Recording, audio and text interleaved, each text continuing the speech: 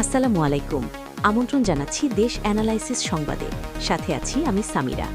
শুরুতেই জানাবো সংবাদ শিরোনাম। বাংলাদেশের নির্বাচনে কোনো পক্ষ নেবে না যুক্তরাষ্ট্র। সরকার গঠন করলেই কেবল কাজ করবে ওয়াশিংটন। পরিদর্শনে 4 সিটিতে যাবে মার্কিন টিম। শেরপুরে ইশতেহার ঘোষণাকে কেন্দ্র করে বিএনপি জামায়াত সংঘর্ষে নিহত 1, আহত অন্তত 20। তাল উত্তরবঙ্গ সফরে যাচ্ছেন বিএনপি চেয়ারম্যান তারেক রহমান। বগুড়া ও রাজশাহীতে ব্যাপক শোডাউনের প্রস্তুতি। আজ ময়মনসিংহে সমালোচনা করলেন মিত্রদের। নারীদের গায়ে হাত তুললে হাত গুটিয়ে বসে থাকবে না জামায়াত। কাফরুলে হুঁশিয়ারি আমিরের, ভোট চাইলেন দাঁড়িপাল্লায়।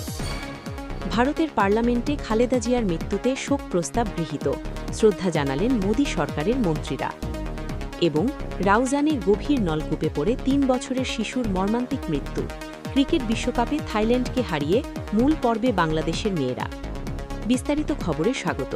শুরুতেই নির্বাচনী উত্তাপ এবং কূটনৈতিক খবর। আসন্ন ত্রয়োদশ জাতীয় সংসদ নির্বাচনে যুক্তরাষ্ট্র কোনো রাজনৈতিক দলের পক্ষ নেবে না বলে স্পষ্ট জানিয়ে দিয়েছে। আজ বুধবার ঢাকার মার্কিন রাষ্ট্রদূত ব্রেন্ট ক্রিস্টেনসেন নির্বাচন কমিশনে প্রধান নির্বাচন কমিশনারের সাথে বৈঠক শেষে একথা জানান। রাষ্ট্রদূত জানান, বাংলাদেশের জনগণ যাকে ভোট দিয়ে নির্বাচিত করবে সেই সরকারের সঙ্গেই কাজ করবে যুক্তরাষ্ট্র। তিনি আরও জানান, যুক্তরাষ্ট্র কোনো পর্যবেক্ষক না পাঠালেও ঢাকা, চট্টগ্রাম, সিলেট ও খুলনায় তাদের দূতাবাসের বিশেষ টিম নির্বাচন পর্যবেক্ষণ করবে। এদিকে নির্বাচনের দিনক্ষণ যত ঘনিয়ে আসছে, মাঠের রাজনীতি ততই উত্তপ্ত হচ্ছে। আজ শেরপুর 3 আসনে নির্বাচনী ইশতেহার ঘোষণাকে কেন্দ্র করে বিএনপি ও জামায়াত কর্মীদের মধ্যে রক্তক্ষয়ী সংঘর্ষের ঘটনা ঘটেছে। ঝিনাইগাতি স্টেডিয়াম মাঠে বসার চেয়ার দখল নিয়ে কথা কাটাকাটির এক পর্যায়ে এই সংঘর্ষ বাধে। এতে রেজাউল করিম নামে এক জামায়াত নেতা নিহত হয়েছেন এবং উভয় পক্ষের অন্তত 20 জন আহত হয়েছেন। পুলিশ ও সেনাবাহিনী পরিস্থিতি নিয়ন্ত্রণে এনেছে। রাজনৈতিক প্রচারণায় আজ সরগরম ছিল ময়মনসিংহ ও রাজধানী ঢাকা। বিএনপি চেয়ারম্যান তারেক রহমান আজ ময়মনসিংহে এক জনসভায় অভিযোগ করেছেন, একসময় তাদের সাথে সরকারে থাকা কোনো দল এখন স্বৈরাচারের ভাষায় কথা বলছে। তিনি বলেন, যারা বিএনপিকে দুর্নীতিবাজ বলছে তারাও 2001-2006 মেয়াদে সরকারে ছিল। আগামীকাল 22 বছর পর রাজশাহী সফরে যাচ্ছেন তারেক রহমান, যা ঘিরে উত্তরবঙ্গে ব্যাপক উচ্ছ্বাস বিরাজ করছে। তিনি বগুড়া এবং নওগাঁতেও নির্বাচনী সমাবেশে যোগ দেবেন। অন্যদিকে জামায়াত ইসলামীর আমির ডাক্তার শফিকুর রহমান আজ ঢাকার কাফরুল ও মিরপুরে গণসংযোগ করেছেন। নারীদের নিরাপত্তা নিশ্চিতের প্রতিশ্রুতি দিয়ে তিনি হুঁশিয়ারি দেন, নারীদের গায়ে হাত তোলা হলে জামায়াত হাত গুটিয়ে বসে থাকবে না। তিনি জানান, ক্ষমতায় গেলে নারীদের জন্য আলাদা বাস সার্ভিস এবং কর্মক্ষেত্রে ব্রেস্ট ফিডিং কর্নার চালু করা হবে। এবার নজর দিচ্ছি উন্নয়ন ও প্রযুক্তির খবরে। তরুণরাই আগামীর বাংলাদেশের নেতৃত্ব দেবে এমন মন্তব্য করেছেন প্রধান উপদেষ্টা ড. মোহাম্মদ ইউনূস।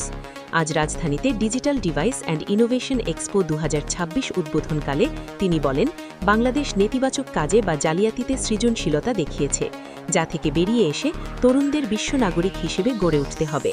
তিনি সরকারি দফতরে দুর্নীতি কমাতে প্রযুক্তির ব্যবহার বাড়ানোর উপর জোর দেন। অর্থনীতির খবর। পরিকল্পনা উপদেষ্টা ড. ওয়াহিদুদ্দিন মাহমুদ জানিয়েছেন, দেশের অর্থনীতি কিছুটা ঘুরে দাঁড়ালেও এখনোটা ভঙ্গুর অবস্থায় আছে। তিনি জানান, ডুবতে বসা ব্যাংকগুলোকে বাঁচাতে হাজার হাজার কোটি টাকার নোট ছাপাতে হয়েছে, তবে মূল্যস্ফীতি নিয়ন্ত্রণে তিনি আশাবাদী। এদিকে চট্টগ্রাম কোস্টগার্ড ও পুলিশ এক যৌথ অভিযানে খাতুনগঞ্জে প্রায় 4 কোটি টাকার অবৈধ ভারতীয় শাড়ি, 3 পিস ও ভেজাল পণ্য জব্দ করেছে। শুল্ক ফাঁকি দিয়ে এসব পণ্য বাজারে আনা হয়েছিল। কৃষিতে নতুন দিগন্ত উন্মোচিত হচ্ছে ঝিনাইদহে। সেখানকার কৃষকরা পুঁইশাকের ফল বা মেছরি বাণিজ্যিকভাবে চাষ করে লাভবান হচ্ছেন। কৃষি বিভাগ জানিয়েছে, কম খরচে বেশি লাভ হওয়ায় প্রায় 91 হেক্টর জমিতে এবার এই চাষ হয়েছে। স্থানীয় কৃষকরা বিঘা প্রতি 4 থেকে 5 লাখ টাকার ফল বিক্রি করছেন। আন্তর্জাতিক অঙ্গনের প্রধান খবরগুলো এবার। ভারতের মহারাষ্ট্রের উপমুখ্যমন্ত্রী অজিত পাওয়ার এক বিমান দুর্ঘটনায় নিহত হয়েছেন। আজ সকালে মুম্বাই থেকে পুনে যাওয়ার পথে বিমানটি বিধ্বস্ত হলে পাইলট ও দেহরক্ষী সহ 5 জন প্রাণ হারান। বাংলাদেশের সাবেক প্রধানমন্ত্রী বেগম খালেদা জিয়ার মৃত্যুতে শোক প্রস্তাব গ্রহণ করেছে ভারতের পার্লামেন্ট। রাজ্যসভা ও লোকসভা উভয় কক্ষেই তার প্রতি শ্রদ্ধা জানিয়ে শোকবার্তা পাঠ এবং 1 মিনিট নীরবতা পালন করা হয়। মধ্যপ্রাচ্যে উত্তেজনা কমাতে সৌদি আরব গুরুত্বপূর্ণ সিদ্ধান্ত নিয়েছে। ইরানকে আশ্বস্ত করে সৌদি যুবরাজ মোহাম্মদ বিন সালমান জানিয়েছেন, ইরানের ওপর হামলা চালাতে সৌদি আকাশসীমা ব্যবহার করতে দেওয়া হবে না। দেশের খবরে ফিরছি, একটি মর্মান্তিক ঘটনার খবর দিয়ে। চট্টগ্রামের রাউজানে গভীর নলকূপের গর্তে পড়ে ৩ বছরের শিশু মিসবার মৃত্যু হয়েছে। প্রায় ৪ ঘণ্টার শ্বাসরুদ্ধকর অভিযানের পর ফায়ার সার্ভিস তাকে উদ্ধার করে হাসপাতালে নিলে চিকিৎসক মৃত ঘোষণা করেন।